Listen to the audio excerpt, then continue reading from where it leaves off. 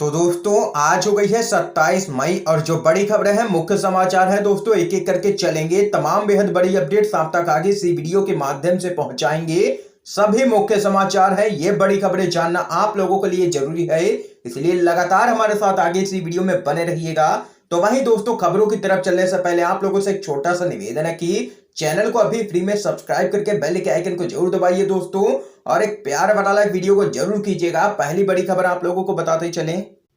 बड़ी खबर दोस्तों उत्तर प्रदेश से सामने निकल के आ रही है। अगर आज यूपी में चुनाव हो तो 100 से भी कम सीटें आएंगी भाजपा की। आप लोगों को बताते चले, इस आशंका से प्रेरित आत्म विश्लेषण की बैठक में मुख्यमंत्री योगी आदित्यनाथ को हटाने की संभावना पर भी विचार हुआ है। बड़ी अपडेट है, आप लोगों को बताते चलें। बेहद ही चिंतित भाजपा का आंतरिक आकलन कहता है कि यदि उत्तर प्रदेश विधानसभा के चुनाव आज हो जाए तो पार्टी 100 सीटों का भी आंकड़ा पार नहीं कर पाएगी। भाजपा और आरएसएस के शीर्ष नेताओं की एक चिंतन बैठक मीटिंग आयोजित की गई, जिसमें अगले वर्ष विधानसभा चुनावों का सामना करने जा रहे उत्तर प्रदेश की राजनीतिक स्थिति पर विचार विमर्श किया गया है।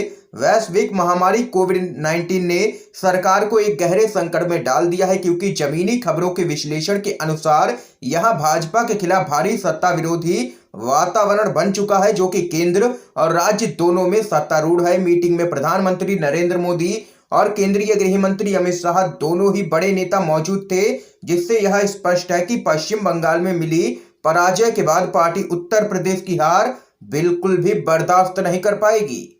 पार्टी के एक सीनियर नेता ने खुलासा किया है कि राज्य में नए सिरे से शुरुआत करने के लिए योगी आदित्यनाथ को हटा करके उनकी जगह एक नया चेहरा प्रस्तुत किए जाने की पूरी संभावना है, जैसा कि उत्तराखंड के अंदर देखने को मिला। तो यहाँ पर दोस्तों देख सकते हैं कि भाजपा और आरएसएस के नेताओं के बीच में यहाँ पर एक बैठक हुई है, जिसमें यहाँ पर योगी आदित्यनाथ को हटाने पर विचार हुआ है। बड़ी खबर उत्तर प्रदेश से सामने निकल के आई है, जल्द ही योगी आदित्यनाथ को हटाया जा सकता है मुख्यमंत्री पद से। आप लोगों की क्या कुछ राय है जरूर बता सकते हैं, हटाना चाहिए या फिर नहीं, जरूर बताइएगा कमेंट बॉक्स में। अगली बड़ी अपडेट जान लेते हैं। इंडियन मेडिकल एसोसिएशन यानी कि आईएमए की पीएम मोदी को चिट्ठी, कहा वैक्सीन पर भ्रम फैला रहे हैं ढोंगी रामदेव, देशद्रोह का केस लगे। जी हां दोस्तों, आप लोगों को बताते चलें, आईएमए की तरफ से मांग की गई है कि रामदेव के खिलाफ देशद्रोह का मामला दर्ज किया जाए। आरोप लगाए गए हैं कि रामदेव की तरफ से कोरोना टीका को लेकर के भ्रामक और गलत बयान दिए गए हैं। उन्होंने एलोपैथी और डॉक्टरों को लेकर के विवादित बयान दिए हैं। ऐसे में उनके खिलाफ सख्त कार्रवाई की मांग की जा रही है। अपनी इन्हीं मांगों को लेकर के आईएमए ने प्रधानमंत्री नरेंद्र मोदी को एक चिट्ठी लिखी है और कहा है कि रामदेव के खिलाफ देशद्रोह का केस दर्ज होना चाहिए। तो वहीं दूसरी तरफ रामदेव के खिलाफ सड़क पर उतरे हैं एम्स के डॉक्टर, बोले इस ढोंगी बाबा से देश को बचाओ। देख सकते हैं दोस्तों, डॉक्टरों के बीच में दिन पर दिन गुस्सा बढ़ता ही जा रहा है ढोंगी रामदेव को लेकर के। अगर आप लोग भी ढोंगी रामदेव की गिरफ्तारी की मांग करते हैं और देशद्रोह का मुकदमा दर्ज करने की मांग करते हैं तो कमेंट बॉक्स में कमेंट कीजिएगा #अरेस्ट रामदेव। अगली बड़ी खबर आप लोगों को बताते चलें। गाजीपुर बॉर्डर पर किसानों ने पीएम मोदी का फूंका है पुतला। किसानों ने मनाया है काला दिवस, लगाए हैं मोदी सरकार के खिलाफ जबरदस्त नारे। जी हां दोस्तों, संयुक्त किसान मोर्चा की अपील पर कृषि कानूनों के विरोध में देश भर में किसान विरोध दिवस मनाया गया। किसानों ने वाहनों पर काला झंडा लगाया और बॉर्डर पर किसानों ने मोदी सरकार के विरोध में पुतले जलाए हैं। इसके अलावा सिंघू और टिकरी बॉर्डर पर भी किसान एकत्रित हुए बड़ी संख्या में। तो वहीं गाजीपुर बॉर्डर पर आंदोलन का नेतृत्व कर रहे भारतीय किसान यूनियन के नेता राकेश टिकैत ने किसानों को बॉर्डर पर इकट्ठा करके पुतला जलाया। तो वहीं हाथों में काले झंडे लेकर के मोदी सरकार के खिलाफ नारे भी लगाए हैं। तो वहीं दिल्ली के गाजीपुर बॉर्डर पर किसानों के प्रदर्शन के दौरान भारतीय किसान यूनियन के नेता राकेश टिकैत के साथ पुलिस की यहां पर हल्की झड़प भी देखने को मिली है। बड़ी खबर दोस्तों सामने निकल के आई है, किसान आंदोलन दिन पर दिन यहां पर तेज होता जा रहा है। एक और बड़ी खबर जान लेते हैं। सरकारी रिकॉर्ड में मौत का आंकड़ा लगभग 3 लाख। न्यूयॉर्क टाइम्स का बड़ा दावा, असलियत में मौतें हुई हैं 42 लाख से भी ज्यादा। जी हां दोस्तों, बड़ी खबर है, कोरोना से भारत में हो रही मौतों पर लगातार सवाल उठ रहे हैं। सरकार का जो आंकड़ा है उसे लगातार यहां पर गलत ठहराया जा रहा है। शमशान घाटों और नदियों की तस्वीर देखी जाए तो सरकार का डेटा गलत ही लगता है। लेकिन इस मामले में पीएम मोदी की तब और ज्यादा किरकिरी हो गई है जब अमेरिका के न्यूयॉर्क टाइम्स जैसे अखबार कोरोना मौतों के सरकारी आंकड़ों को यहां पर गलत ठहरा रहे हैं।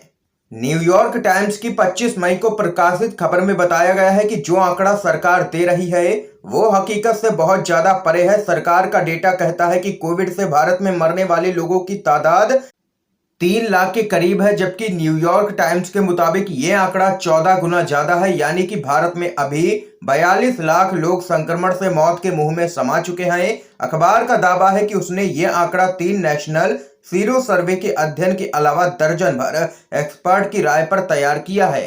तो वहीं अखबार का कहना है कि भारत में ना तो टेस्टिंग ठीक तरीके से हो रही है और ना ही मरीजों या मौत का रिकॉर्ड तरीके से रखा जा रहा है। तो वहीं अखबार ने आगे कहा है कि मौजूदा हालात पर यहां पर स्टडी एक की गई है, उसे देख करके लगता है कि आधा भारत कोरोना वायरस की चपेट में है, लेकिन सरकार इस तथ्य से मुंह चुरा रही है जिससे हालात और भी ज्यादा बिगड़ते हुए नजर आ रहे हैं। देख सकते हैं दोस्तों, सरकारी रिकॉर्ड में मौत का आंकड़ा है 3 लाख, लेकिन न्यूयॉर्क टाइम्स ने कर दिया है बड़ा खुलासा और कहा है कि असलियत में मौतें हुई हैं भारत के अंदर 42 लाख से भी ज्यादा, जिसको लेकर के अब मोदी सरकार बुरी तरीके से फंस चुकी है और राहुल गांधी से लेकर के कई विपक्षी पार्टियां हमलावर हो चुकी है केंद्र सरकार पर। अगली बड़ी खबर जान लेते हैं। शिवसेना का केंद्र सरकार पर जोरदार हमला, कहा मोदी शाह यूपी चुनाव की तैयारी कर रहे हैं, ये जीत की हवस से गंगा हिंदू सब वाहिनी बन जाएगी। जी हां दोस्तों, कोरोना महामारी की दूसरी लहर में मरीजों के इलाज से लेकर के वैक्सीनेशन को लेकर लगातार भाजपा सरकार चौतरफा घिर रही है, तो वहीं विपक्षी पार्टियां लगातार केंद्र सरकार पर आरोप लगा रही हैं। तो वहीं अब महाराष्ट्र में सत्ता पर काबिज शिवसेना ने अपने मुखपत्र सामना में एक बार फिर से मोदी सरकार पर निशाना साधा है। सामना में शिवसेना ने लिखा है कि प्रधानमंत्री नरेंद्र मोदी और गृह मंत्री अमित शाह ने अब उत्तर प्रदेश में 2022 में होने वाले विधानसभा चुनाव की तैयारियां शुरू कर दी हैं। सामना में शिवसेना ने कहा है कि ये चुनाव जीतने की हवस गंगा नदी को हिंदू सब वाहिनी में तब्दील कर सकती है। संपादकीय में आगे कहा गया है कि कोविड-19 एक राष्ट्रीय आपदा है और इसका उत्तर प्रदेश, बिहार और महाराष्ट्र जैसे बड़े राज्यों में आना तय है। यूपी में गंगा नदी में तैरते सबों ने दुनिया की आंखों में आंसू ला दिए, लेकिन ये बेशरम भाजपाई चुनावों में लगातार व्यस्त हैं।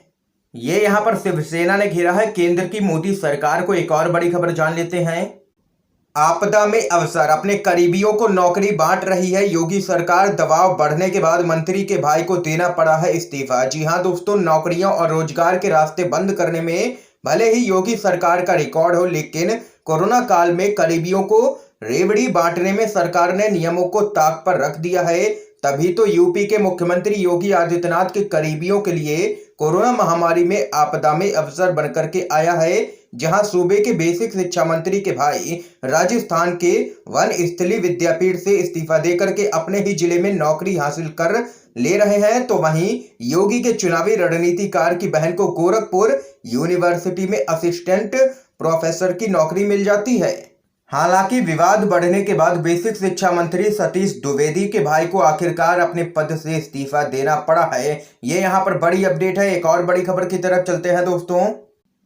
कोविड वैक्सीन बना है पीएम मोदी के निजी प्रचार का साधन, प्रियंका गांधी बोली उत्पादक देश होने के बावजूद अब दान पर निर्भर हैं। जी हां दोस्तों, कांग्रेस की महासचिव प्रियंका गांधी वाड्रा ने कहा है कि यह दुखद स्थिति है कि दुनिया का सबसे बड़ा वैक्सीन उत्पादक देश होने के बावजूद भारत में टीका आम लोगों की जिंदगी बचाने के औजार के बजाय प्रधानमंत्री नरेंद्र मोदी के निजी प्रचार का साधन बन गया है। प्रियंका गांधी ने सरकार पर निशाना साधने के लिए चलाए जा रहे अपने अभियान जिम्मेदार कौन के तहत कहा है कि सरकार ने टीके का इस्तेमाल अपनी छवि सुधारने के लिए किया है और उसने जब से टीका उत्सव मनाया है उसके बाद देश में टीकाकरण में 83% की कमी दर्ज की गई है। तो वहीं इस बीच एक और बड़ी खबर जान लेते हैं। केजरीवाल का मोदी सरकार पर जोरदार हमला, कहा देश भर में कई टीका केंद्र बंद है, मार्च में वैक्सीन लग जाती तो दूसरी लहर नहीं आती। जी हां दोस्तों, देश में कोरोना के कहर के बीच कई राज्यों में वैक्सीन की कमी सामने निकल के आई है। दिल्ली के मुख्यमंत्री अरविंद केजरीवाल ने कहा है कि दिल्ली में युवाओं की वैक्सीन खत्म हो गई है और उनके वैक्सीन सेंटर पिछले 4 दिनों से बंद है। बुजुर्गों की कोवैक्सीन भी खत्म हो गई है। हमने केंद्र सरकार को लिखा है कि लेकिन अभी तक वैक्सीन आई नहीं है। उन्होंने आगे कहा है कि महामारी के दौर में देश भर में कई टीका केंद्र बंद हो गए हैं। देश में वैक्सीन की जबरदस्त किल्लत है। अगर देश के लोगों को सही समय पर वैक्सीन लगा दी जाती तो शायद दूसरी लहर के प्रकोप को काफी कम किया जा सकता था, लेकिन मोदी सरकार ने इस तरफ ध्यान ही नहीं दिया। ये यहाँ पर केंद्र सरकार पर बरसे हैं अरविंद केजरीवाल। अगली बड़ी खबर आप लोगों को बताते चलें। सत्ता में बैठे अज्ञानी कट्टरपंथी लक्षद्वीप को तबाह कर रहे हैं। जाने किस बात को लेकर के भाजपा पर भड़के हैं राहुल गांधी। आप लोगों को बताते चलें, कांग्रेस के पूर्व अध्यक्ष राहुल गांधी ने केंद्र शासित प्रदेश लक्षद्वीप में नए नियम के मसौदे को लेकर के केंद्र सरकार पर निशाना साधा है और आरोप लगाया है कि सागर में स्थित भारत के इस आभूषण को नष्ट किया जा रहा है। उन्होंने यह भी कहा है कि वह लक्षद्वीप के लोगों के साथ पूरी तरीके से खड़े हैं। राहुल गांधी ने ट्वीट किया, सागर में लक्षद्वीप भारत का आभूषण है। सत्ता में बैठे अज्ञानी कट्टरपंथी इसको लगातार नष्ट कर रहे हैं। मैं लक्षद्वीप के लोगों के साथ खड़ा हूं। कांग्रेस ने इस मुद्दे पर केंद्र सरकार से आग्रह किया है कि उसे तत्काल इन मसौदों को वापस लेना चाहिए और प्रफुल्ल खोड़ा पटेल को प्रशासक के पद से हटाना चाहिए। एक और बड़ी खबर जान लेते हैं दोस्तों। वैक्सीन पर गुजरात हाई कोर्ट का तंज, कहा क्या सरकार वैक्सीन खरीद की पंचवर्षीय योजना चला रही है। जी हां दोस्तों, कोविड-19 से बचाने वाली वैक्सीनों की उपलब्धता की क्या हालत है, यह बात गुजरात उच्च न्यायालय में एक सुनवाई के दौरान खुलकर के सामने आ गई है। अदालत ने एक जगह तंज कसते हुए राज्य सरकार को झिड़का, मगर झिड़की के बाद भी राज्य सरकार अपनी असहाय स्थिति को बयान करने के लिए सिवाय कुछ ना कर सकी। उसने कहा है कि वैक्सीन खरीद के नियम केंद्र सरकार ने बनाए हैं और अगर विदेशी कंपनियों से सीधे बात करो तो वे मना कर देती हैं। यह सुनते ही यहां पर हाई कोर्ट का पारा चढ़ गया और उसने तंज कसते हुए कहा है कि क्या सरकार वैक्सीन खरीद की पंचवर्षीय योजना चला रही है। ये यहां पर दोस्तों आज की तमाम बेहद बड़ी खबरें सामने निकल के आई हैं जो हमने आप लोगों तक पहुंचाई हैं। अगर आप लोगों को ये वीडियो पसंद आया हो तो लाइक कीजिएगा। आप लोगों की क्या कुछ राय है इन खबरों पे जरूर बता सकते हैं कमेंट बॉक्स में। वीडियो को ज्यादा से ज्यादा शेयर कीजिएगा ताकि आप सभी के दोस्त भी इन खबरों को जान सकें। वीडियो देखने के लिए आप सभी का बहुत बहुत धन्यवाद।